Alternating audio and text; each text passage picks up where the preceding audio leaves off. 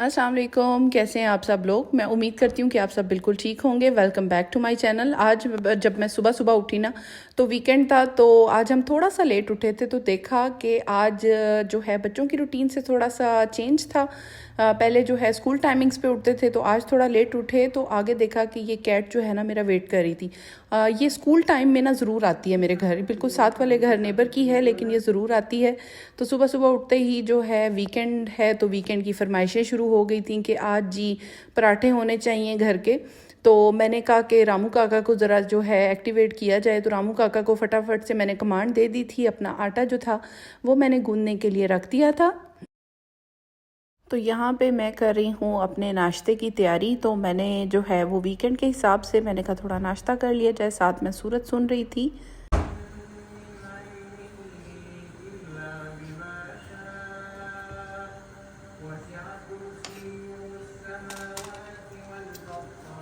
बस आसिम भी उठ के आ चुके हैं और नाश्ता बनाने में मेरी हेल्प करा रहे थे, बल्कि सजेस्ट कर रहे थे आइडियाज़ कि आज उनको क्या खाना है, क्योंकि डिपेंड करता है कि घर वालों की क्या आज दिल है, वो क्या खाना चाह रहे हैं। तो मैं बना रही थी ऑमलेट अपने जो है एग्स का, और आसिम जो थे वो कह रहे थे कि मैं चाय बनाता हूँ। उनको ना चाय बनाने का दिल था, और मैं बहुत बुरी चाय बनाती हूँ, मैंने ऑलरेडी बताया हुआ है। तो वो कह रहे थे कि आज मैं खुद ही चाय बनाता हूँ, तो वो मेरी चाय बनाने में हेल्प कर रहे थे। यहाँ पे मैं ऑमलेट की तैयारी कर रही थी। तो हर एक की अपनी अपनी आज मर्जी चल रही थी। तो यहाँ पे ना हम लोग नाश्ता बना रहे हैं। मैं बना रही हूँ ऑमलेट और ये बना रहे हैं फ्रोजन पराठे। बच्चे हमारा वेट कर रहे हैं कि हम आज जो है उनको फटाफट नाश्ता बना के दें। तो यहाँ पे बन रहे हैं अंडे और स्टील का यहाँ पे पराठा ये वाला तो वीकेंड है, डिफरेंट डिफरेंट टाइप के नाश्ते चल रहे हैं। यहाँ पे जो है फ्रोज़न पराठे की फरमाइश थी आसिम की, तो मैंने फ्रोज़न पराठे बना लिए थे। और यहाँ पे बन रहा है हमारा ऑमलेट। सबसे पहले पैन में मैंने ऑयल ले लिया था। ऑयल के अंदर मैंने अपने प्याज डाल दिए थे जो मैंने चॉप करके रखे हुए थे। उसके बाद मैंने उसके अंदर थोड़ा सा फ्राई किया था। उसके बाद मैंने टमाटर डाल दिए थे, हरी मिर्चें डाल दी थी।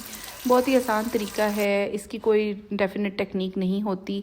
हर बार आप डिफरेंट डिफरेंट तरीक़ों से ट्राई कर सकते हैं। तो मैंने बस ऑयल डाला, प्याज डाला, टमाटर डाला, हरी मिर्चें डाली और अपने मसाले डालने के बाद अच्छी तरह से इसको भून लिया था। काफ़ी ज़्यादा टाइम इसको मैंने दिया था।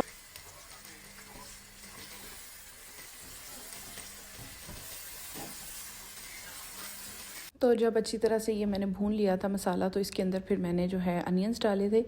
वैसे जो है मुझे जो है ना एक स्पेशल स्टाइल का ऑमलेट पसंद है जिसमें प्याज बहुत ज़्यादा हों।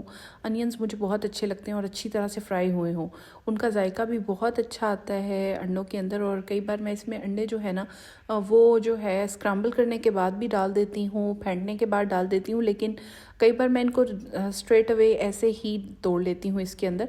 यहाँ पे बहुत कम चांस होता है कि जो एग्स आप लेके आए हैं वो ख़राब निकल आए। मेरे साथ तो आज तक कभी ऐसा कोई इनकाउंटर नहीं हुआ, इसलिए मुझे कोई आइडिया नहीं है। तो फ्रिज में वैसे भी एग्स होते हैं तो बिल्कुल भी ख़राब नहीं होते। तो बस फिर मैं इनको स्ट्रेट अवे भी कई बार डाल देती हूँ, कई बार मैं इनको फेंट के भी डाल देती हूँ। लेकिन हर एक की अपनी प्रेफरेंसेस और हर एक की अपनी चॉइस होती है। तो बस फिर मैंने जो है 4 एग्स का जो है ना ऑमलेट बना लिया था आसिम के लिए। तो यहाँ पे बस हमारा जो नाश्ता है ना वो रेडी हो चुका था तकरीबन। तकरीबन मैं इसलिए कह रही हूँ कि ये जो है ना नाश्ता सिर्फ आसिम के लिए बना था, यानी कि ऑमलेट का पार्ट और फ्रोज़न पराठे। बच्चों की प्रेफरेंसेस थोड़ी सी चेंज थी, वो जो है कुछ और खाना चाह रहे थे, तो उनके लिए मैंने डिफरेंट सा एक ब्रेकफास्ट बनाया था। किसी को सैंडविच चाहिए था, किसी को फ्राइड एग चाहिए था। तो ये आसिम के लिए मैंने ऑमलेट बनाया था। तो ये मैंने डिश आउट करके आसिम को जो है वो दे दिया था उनके फ्रोज़न पराठे के साथ, क्योंकि उनको फ्लफ़ी सा फ्रोज़न पराठा बड़ा अच्छा लगता है। तो हर रोज़ उनको ये दिल होता है कि डिफरेंट एक ब्रेकफास्ट होना चाहिए, कभी घर का पराठा, कभी बाहर का, कभी सैंडविच, कभी टोस्ट। तो हर रोज़ जो है वैरायटी होनी चाहिए। तो यहाँ पे जो है नाश्ता हमारा रेडी हो चुका है। मैंने ब्रेड को भी टोस्ट कर लिया था, पराठे भी बना लिए थे, एग भी फ्राई कर लिए थे, चाय भी हमारी बन के रेडी हो चुकी थी। तो यहाँ पे हम सब लोग बैठ गए थे, अपने जो है वो ब्रेकफास्ट का वेट कर रहे थे, बच्चे भी। तो बस फिर हमने अपना ब्रेकफास्ट जो है वो सर्व कर दिया था। यहाँ पे वीकेंड का टाइम जो है ना बड़ा स्पेशल होता है, क्योंकि पूरा वीक आपके पास ना इतना टाइम नहीं होता कि इकट्ठे बैठ के नाश्ता कर सकें। तो वीकेंड पे जो है एक दिन जो होता है या 2 दिन जो होते हैं, उसमें यह है कि आप फैमिली के साथ बैठ के अच्छे तरीके से अपना जो है खाना इंजॉय कर सकते हैं। तो यहाँ पे हम सब लोग बैठ गए थे और हम लोगों ने नाश्ता किया था इंजॉय। तो बस आसिम ने आज मेरी हेल्प कराई थी, लेकिन चाय जो हेल्प जो थी ना वो रहमत जो थी वो जहमत बन गई थी, क्योंकि चाय जो थी ना वो काफ़ी ज़्यादा गिर गई थी चूल्हे के ऊपर। मेरा काम जो था ना वो काफ़ी बढ़ गया था। ऑल्दो कि मेरा जो है आज चूल्हे की डीप क्लीनिंग करने का कोई मूड नहीं था, लेकिन जब इतनी चाय गिर गई थी तो फिर मुझे डीप क्लीनिंग करनी पड़ी। तो बस फिर मैंने इसके ऊपर थोड़ा सा जो है अपना डिश वॉशिंग लिक्विड डाल लिया था और इसको डालने के बाद इसको अच्छी तरह से स्क्रब इन किया था चूल्हे के ऊपर और थोड़ी देर के लिए छोड़ दिया था मैंने। तो मैंने अंदाज़ा लगाया है कि ऑयल के बाद सबसे बड़ा जो कल्प्रिट है ना, जो आपके चूल्हे को ख़राब करता है, वो चाय ही होती है, क्योंकि इसी के दाग ऐसे होते हैं जो बिल्कुल नहीं उतरते। और अगर ऑयल के दाग वैसे भी लग जाएं तो उसका इतना अफसोस नहीं होता जितना चूल्हे पे चाय के गिरने का अफसोस होता है, क्योंकि उसके बाद आपको डीप क्लीनिंग जो है ना, वो आपके ऊपर वाजिब हो जाती है कि अब तो डीप क्लीनिंग मस्ट करनी पड़ेगी। तो मैंने अच्छा ख़ासा अपने चूल्हे को टाइम दिया था। मैंने जो है इसके ऊपर एक बार जो है डिश वॉशिंग लिक्विड लगाया, फिर उसके बाद मैंने इसके ऊपर सिरका भी लगाया। तो डिफरेंट चीज़ों से मैंने इसको अच्छी तरह से क्लीन कर लिया था। मैंने कहा अब जब क्लीन कर ही रहे हैं तो अच्छे तरीके से कर लिया जाए। तो मैंने कहा कि ठीक है, इस तरह मेरी मेंटल सेटिस्फेक्शन भी हो जाएगी। तो मैंने इसको बहुत अच्छी तरीके से साफ़ कर लिया था। और तो बस फिर इसके बाद मैंने जो है नीलू पैन को चेक कर लिया था कि नीलू पैन ने सफाई शुरू की है कि नहीं। यहाँ पे नीलू पैन से मैंने सफाई का जो है ना टास्क असाइन कर दिया था और नीलू पैन से सफाई करवा रही थी मैं। तो बस ये सारे काम करने के बाद ना मैं 2-3 घंटे के लिए रिलैक्स हो गई थी। बच्चों के साथ थोड़ी सी मैंने मूवी देखी, थोड़ा सा क्रिकेट खेला घर में ही और थोड़े बहुत काम किए। उसके बाद जब शाम का टाइम हुआ ना, तो बच्चों का दिल कर रहा था कि मामा आज वीकेंड है, आज तो कुछ डिफरेंट सा होना चाहिए। तो बस फिर उसके लिए जो है मुझे आज कुछ डिफरेंट बनाना था। तो मैंने बच्चों से भी ऑप्शंस पूछ लिए थे। फिर मेरे जहन में आया कि मैंने एक वायरल सी वीडियो देखी थी जिसके अंदर एक चाइनीज़ बंदा बड़े अच्छे नूडल्स बना के दे रहा था और उसकी मैंने रेसिपी देख ली थी। बहुत ही अच्छी स्ट्रीट स्टाइल के ना नूडल्स थे वो।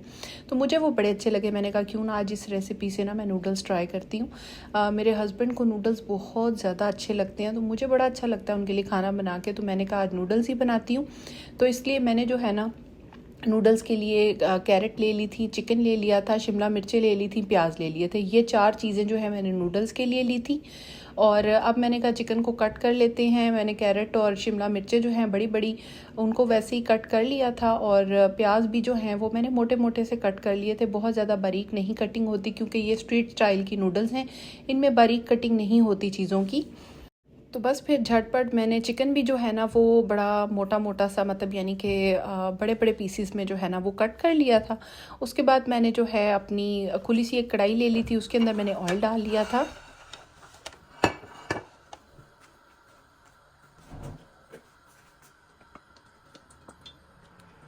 तो बहुत थोड़ी सी चीज़ों के साथ ये नूडल्स बनते हैं। एक साइड पे मैंने नूडल्स उबाल के रख लिए थे, उनको मैंने स्ट्रेन करके रख लिया था। कढ़ाई में जब ऑयल गर्म हो गया था तो सबसे पहले मैंने इसके अंदर अंडे फेंट के डाले थे। मैंने 3 अंडे ले लिए थे, उनको अच्छी तरह से फेंट लिया था। फेंटने के बाद इनको मैंने इस ऑयल में फ्राई कर लिया था।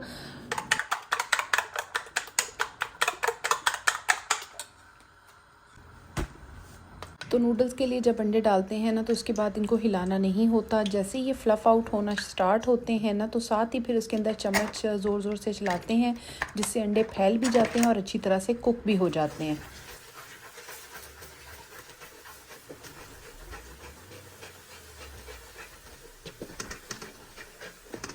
अच्छा, पहले जब भी मैं फ़्राइड राइस या नूडल्स बनाती थी ना, तो मैं क्या करती थी कि अंडा डालने के बाद उसको पूरा बनाने के बाद उसको निकाल लेती थी। लेकिन जब से मैंने ये चाइनीज़ लोगों की ये टेक्निक फ़ॉलो करनी शुरू की है ना, तब से मुझे पता चला कि ये बेस्ट टेक्निक होती है नूडल्स या फ़्राइड राइस के लिए एग्स बनाने की, कि आप इसी पैन के अंदर इनको डाल दें और फ्लफ़ आउट होने के बाद आप इनको हिलाना शुरू करें। लाइक आप उसको गोल गोल हिलाएं, स्टिर करें, तो फिर आपके अंडे बहुत ही अच्छे फ्लफ़ी जो है ना स्क्रम्बल हो जाते हैं और ज़बरदस्त किस्म के ना तैयार हो जाते हैं।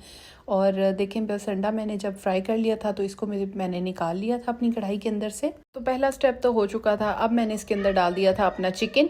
अब चिकन डालने के बाद मैंने इसे फ्राई होने के लिए छोड़ दिया था। चिकन के ऊपर कोई मैरिनेशन किसी भी किस्म की मैंने नहीं लगाई हुई, सिर्फ चिकन है उसको कट किया है और सीधा ऑयल में मैंने डाल दिया है। अब मैंने इसके ऊपर डाला था नमक। नमक के बाद मैंने इसके अंदर डाली हैं काली मिर्चें।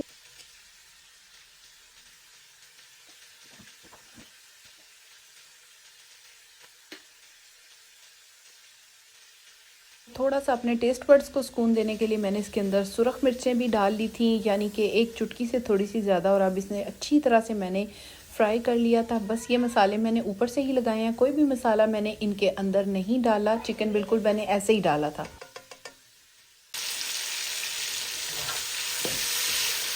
तो तो बस फिर मैंने इस चिकन को इस ऑयल में अच्छी तरीके से फ्राई कर लिया था और मैं बस चेक कर रही थी कि बहुत ज़्यादा ओवर कुक ना हो जाए, बस इसको मैंने नरम ही रखना था। तो साथ ही मेरे बच्चे, गर्मी बहुत ज़्यादा थी तो मैंने बच्चों के लिए बना लिया था रूह अफ़ज़ा। ये मैं आपको दिखा रही हूँ साथ साथ जो है, जब तक चिकन फ्राई होता मैंने कहा मैं रूह अफ़ज़ा भी बना लेती हूँ। इसके अंदर मैंने बेज़ल सीड्स भी डाले हुए हैं। तो जब चिकन ने जो है अपना रंग दिखा दिया था, अच्छी तरह से चिकन फ्राई हो गया था, तो मैंने इसके अंदर डाल दिए थे अनियंस। अनियंस को जो है ना ज़्यादा कुक नहीं करना, ताकि ये कच्चा कच्चा इनका टेस्ट आए और बिल्कुल जो है मीठा मीठा सा एक टेस्ट आए। तो बिल्कुल ज़रा सा हिलाने के बाद मैंने साथ ही इसके अंदर जो है ना दूसरी सब्जियां भी ऐड करनी शुरू कर दी थी। मैंने कहा हल्की हल्की आंच पे उनको भी ऐड किया जाए, तो मैंने इसको जो है ना मीडियम आंच पे कर दिया था। और अब मैंने साथ ही इसके साथ डाल दी थी कैरेट। कैरेट डालने के बाद मैंने इसे थोड़ी देर मीडियम आंच पे रहने दिया था, क्योंकि कैरेट थोड़ी सी हार्ड होती है और थोड़ा सा जो है ना कैरेट का यहाँ पे हार्ड भी है, और मैंने इसको मोटा भी कट किया हुआ था इस वजह से। तो बस फिर इसके बाद मैंने इसके अंदर अपने मसाले डालने शुरू किए। सबसे पहले इसके अंदर चला गया है जी चाइनीज़ सॉल्ट, जिसको हम अजीनोमोटो कहते हैं। ये मैंने डाल दिया था। देख सकते हैं कि प्याज बिल्कुल भी ब्राउन नहीं होने दिया, प्याज बिल्कुल वाइट है। कैरेट डालने के बाद मैंने इसके अंदर अजीनोमोटो डाल दी है, ब्लैक पेपर डाल दी है, ये है चिली पेस्ट या फिर चिली ऑयल इसको बोल सकते हैं। ये यहाँ पे इजीली अवेलेबल है, वैसे मैंने घर में बना के रखा हुआ है, लेकिन यदि रेसिपी फिर कभी सही।